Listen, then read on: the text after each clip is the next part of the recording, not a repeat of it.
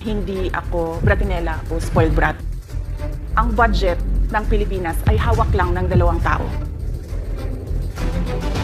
Magandang araw po, Madam Vice President. Una sa lahat, nagpapasalamat po kami sa pagkakataon na binigyan niyo po sa amin at makapagtanong po sa inyo.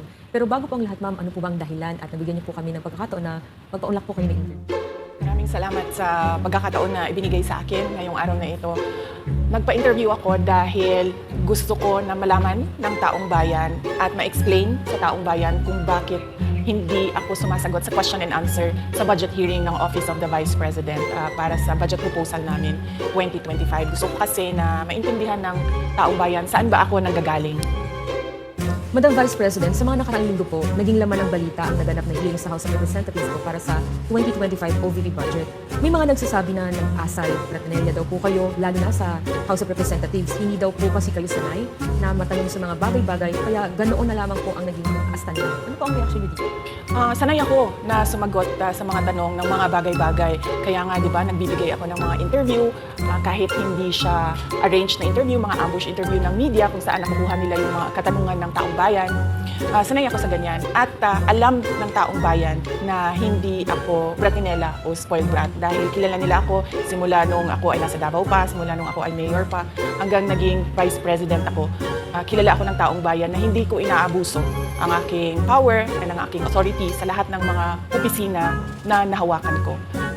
Testigo ko ang buong bayan na hindi ako isang spoiled brat. In fact, nung ako ay lumalaki, hindi naman ang mga kaibigan ko, hindi naman sila galing sa political na pamilya, sa mga mayayaman na pamilya, sa mga powerful na pamilya. Sila ay mga ordinaryong tao lamang at yun ang kinalakihan ko.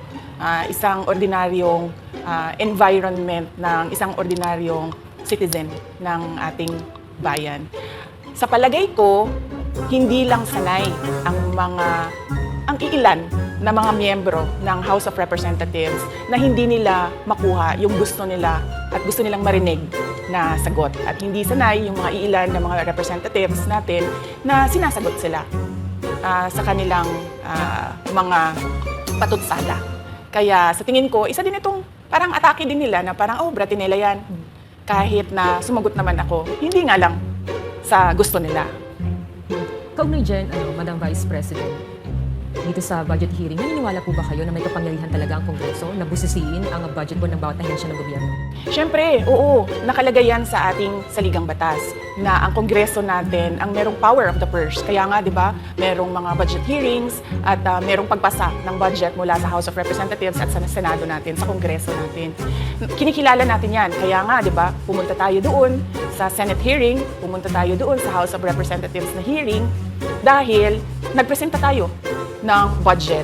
Ang ginawa ko lang ay sinabi ko, i-forgo namin yung question and answer na parte ng budget hearing. Pero kaugnay po dyan, Madam Vice President, hindi po ba dapat malaman din ng taong bayan para sa pampondo ng OVP?